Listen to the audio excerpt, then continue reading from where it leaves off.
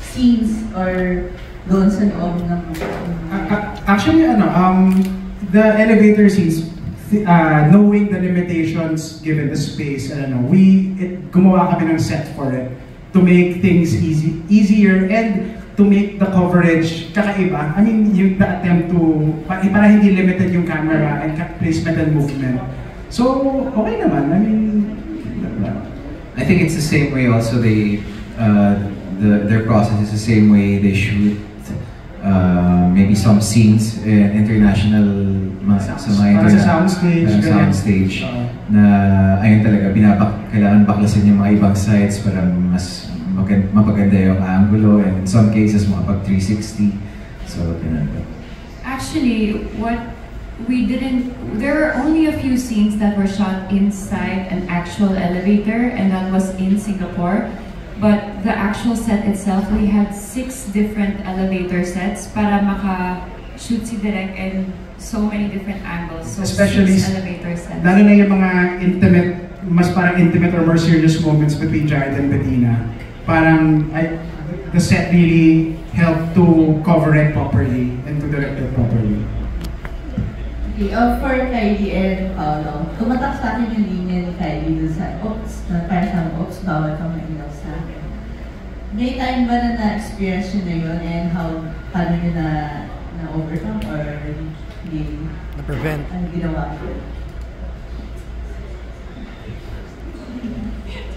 Sinasabi ko yung lalaki. Oops, bawal ka maingaw sa akin. Siguro rin sa ibang paraan. Hi, ladies first. Feeling ko kapag friend, and then gusto mo lagyan ng boundaries already, pwede mo yun sabihin. Or actually kapag workmates, no? So, yun. Sa akin parang never ko pa naman po na experience kasi hindi na po umaabot doon, parang diretso na pong binabasted ako or hindi na po sila umaabot sa sinasabing bawal maingaw. Pero ako I respect, malaki po yung pangunawa and respeto ko sa mga tao na tulad ng sabi ni Kylie, gusto mag-set ng boundaries. Thank you. Thank you. That was Nurse Alma of GMA7 Entertainment. Up next, we have Bernard Santos of My Movie World. Hello. Good afternoon. My first question is for Kylie and Paolo. So since both of you, marami na nagkapananaros na almost the same, like for Paolo, you've done several rom-coms or love stories before. Now Kylie, about woman empowerment. What makes this film different with others in terms of doing the characterization on this film?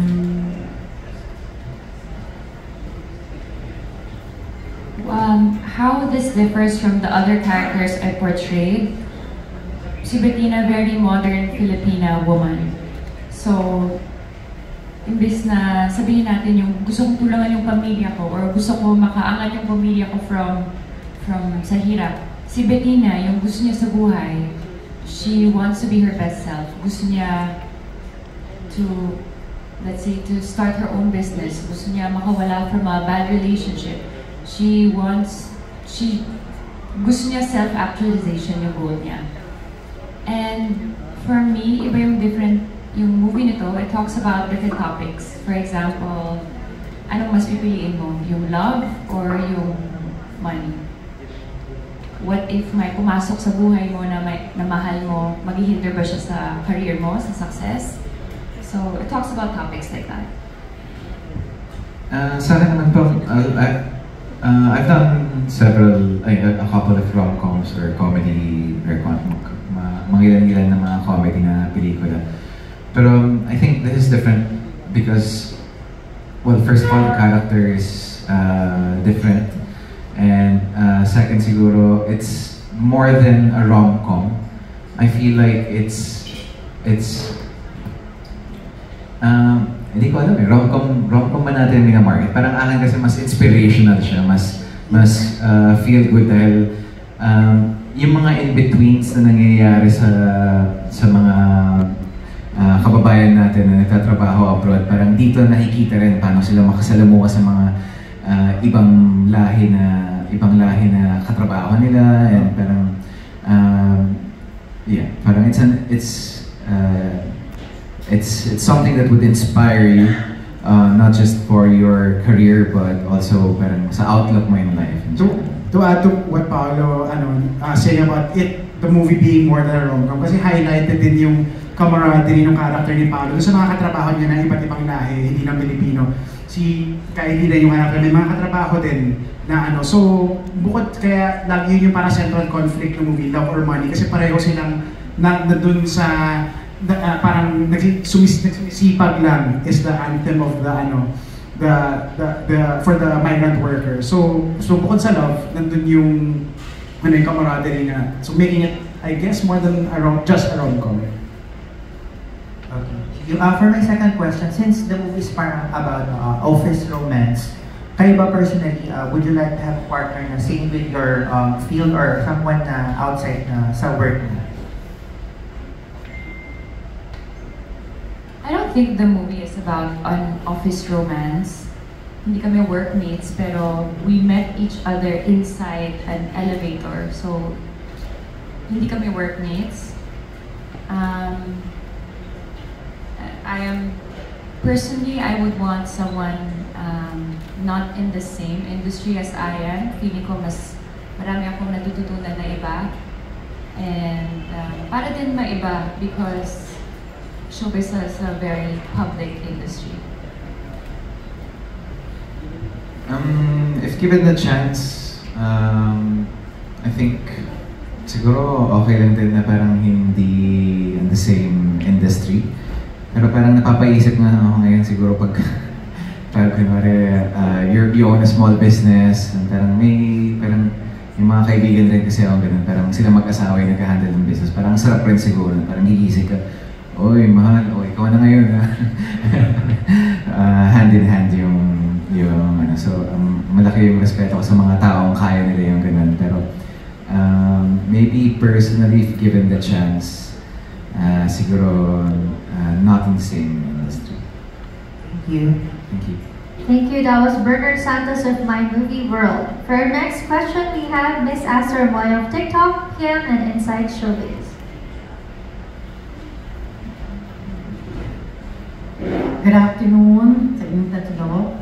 Una muna kay Direk, kay Pao, una muna kay Direk. Direk, you are more of a writer than a director. Mas marami kong nasulat kaysa sa pagdidirect. Given the choice, saan mas fulfilling para sa'yo? Writing or directing? Shoot, sige. Kakaisip ko lang nito so yun, technically newbie pa lang ako na director, so this being my second feature, but I have I have Lino and Shugo behind me who always guide and support, so that gives me confidence to do it. Yung directing kasi parang pangarap ko na siya, college pa lang ako. Tapos yung writing I thought was a stepping stone to becoming a director, but as I've written so much, mahal na mahal ko yung pagsulat kasi it's just you.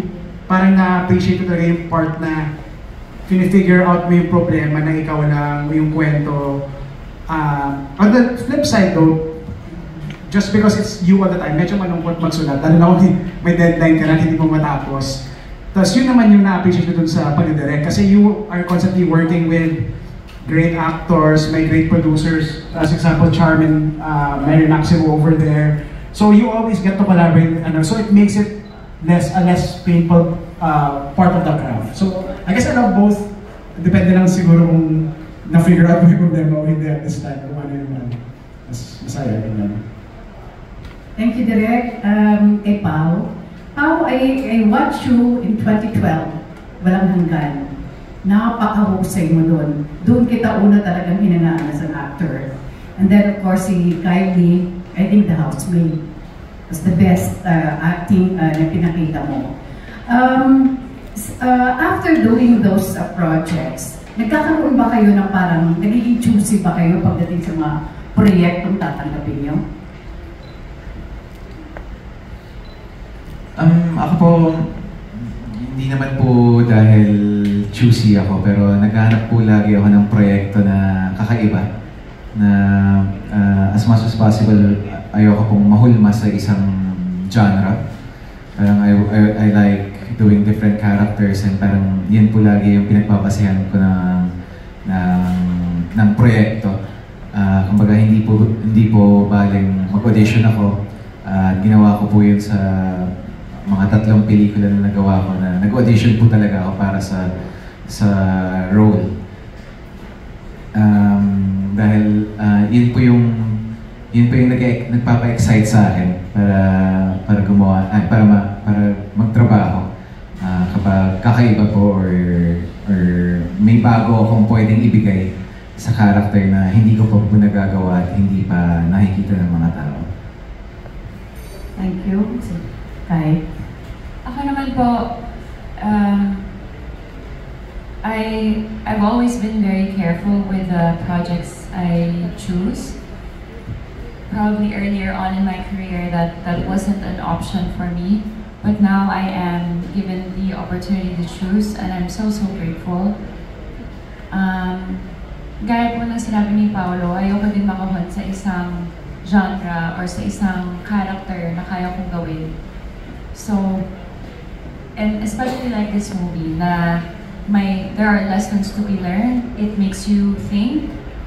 It's a very special movie. May matututunan ka sa movie. So, yun yung mga projects na hinahanap ko. Something meaning and something fulfilling as a person and as an actor. As actors kasi, di ba, meron kayong parang dream project. Ano yun? At saka, meron din kayo gustong katrabaho. Sino yun? Sino yung dalawa? Parang ang dream project ko po talaga gumawa po ng malaking sci-fi na pelikula.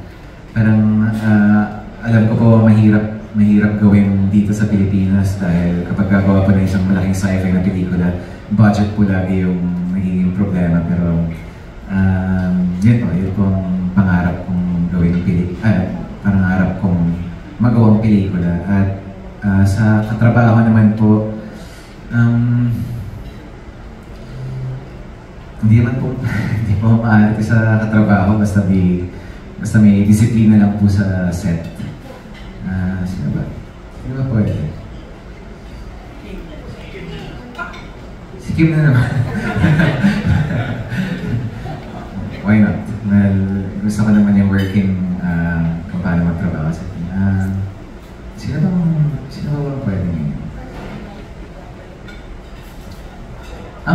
Siguro one is maybe Catherine. Parang I see, parang she's trying to transition into more mature roles, and I think parang baka maging bagay ako sa ibang proyektong magawa niya in the future. Kaya naman.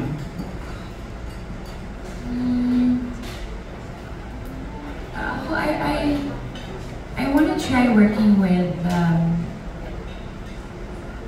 international actors para lang makita ko kasi iba-ibang culture, iba-ibang acting style ang nadadala ng bawat actor, yung from the tone to the pace to yung bilis niya. So I want to try working with international actors.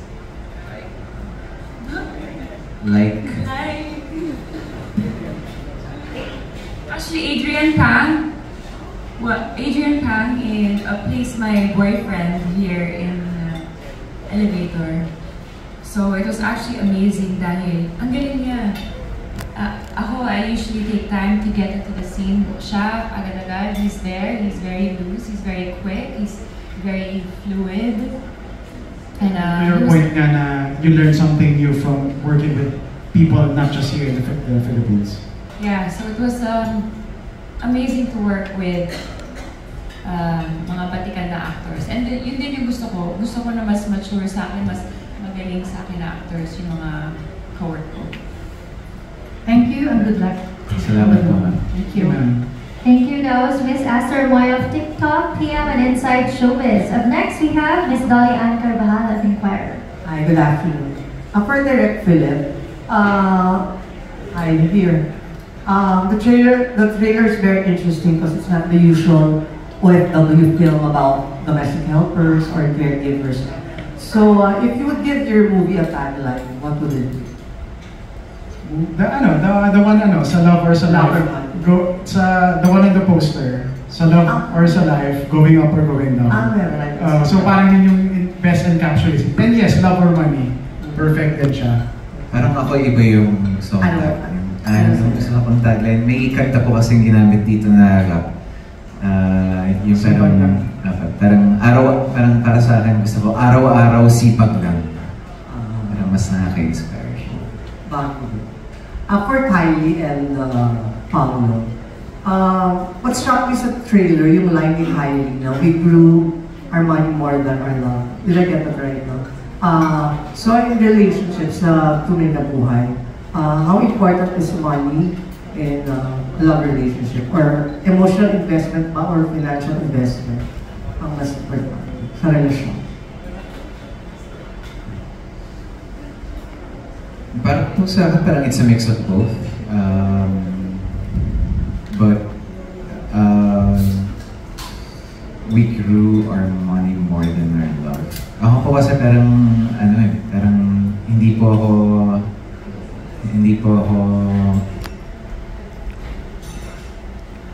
sorry, nawawala. Sorry, what was the question for me? Isa sa relasyon, if you'd rank importance of money or the finances sa relasyon, on a scale of 1 to 5, number 1? I think it's in the middle, it's 3.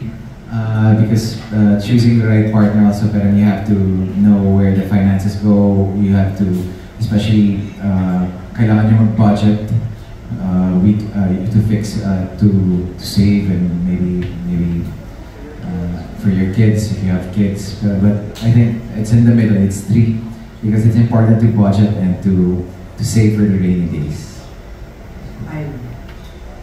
For me, it is an important part, but it's not the most important part of a relationship. I mean, it would be nice kung bilang babae, feeling ko, no matter how much you earn, you should always keep something for yourself. Para you don't rely on a guy to sustain you. So, kahit no matter, kasi di ba may conceptualization tayo, parang for a girl to umasenso na buhay, magpakasal ka na lang ng mayaman. Para sa akin,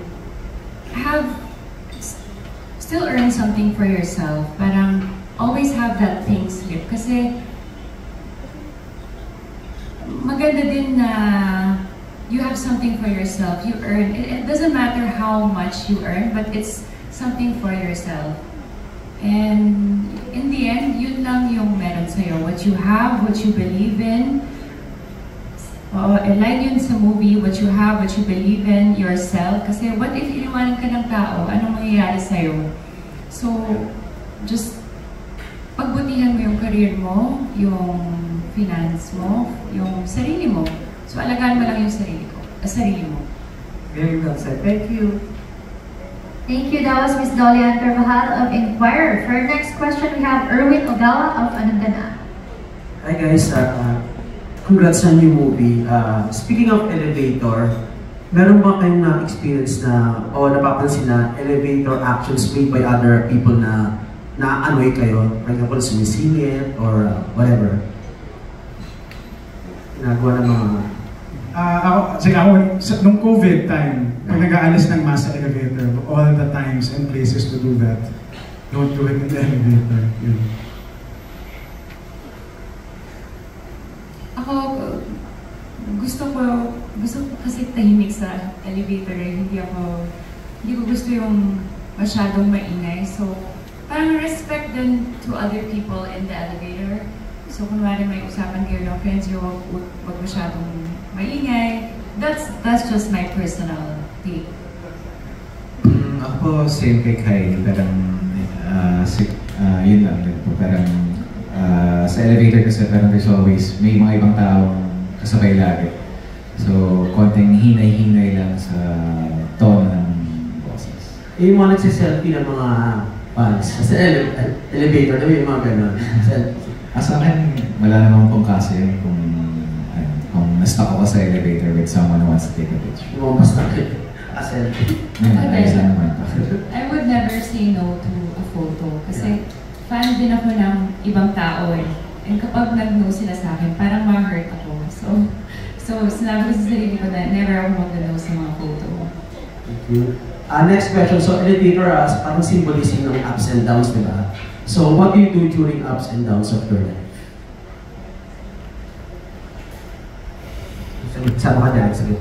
Me, when I'm up, I share it with my wife and my family and my workmates in Ray Entertainment and ano. So when I'm down, magsumbong ako sa asawa ko, she'll console me over a beer, ganyan. So, it's normal things.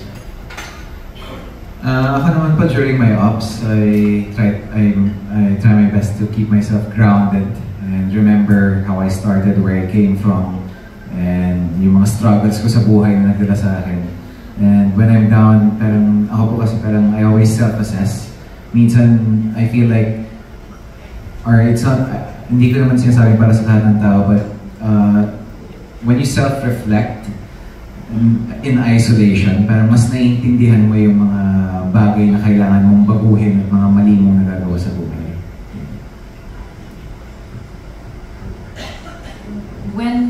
When I'm up, I try to savor the moment, but just as Paolo said, I try to keep myself grounded. Hindi ko siya nilalagay sa ulo ko because I know there's another day or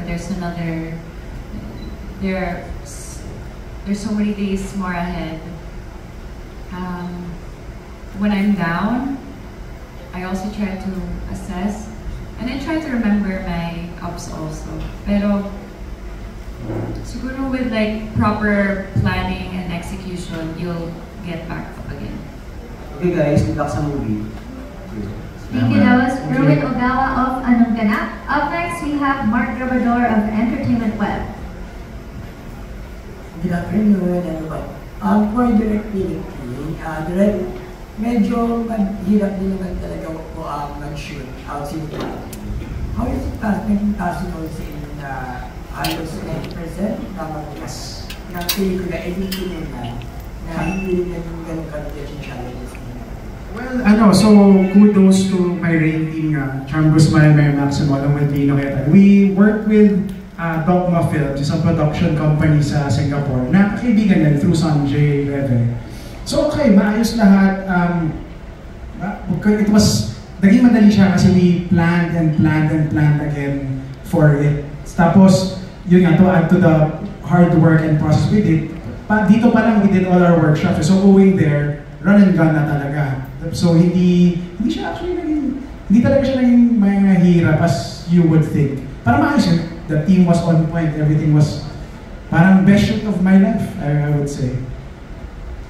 For the last question nila, for Kylie, kung babalikan mo yung beauty pageant mo before, at makakausap mo rin sa sarili mo, how do you congratulate yourself? Ngayon na nagmarami na sa na nakakailang pinigila ka na rin. Then same with Paolo, kung mababalikan mo rin yung stars. Congratulations. Marami ka pang pagdadaanan. And enjoy the journey. Life is going to be beautiful for you. There are going to be ups and downs, like an elevator. And pero madadaanan mo din lahat ng mga mahihirap. And life will go on.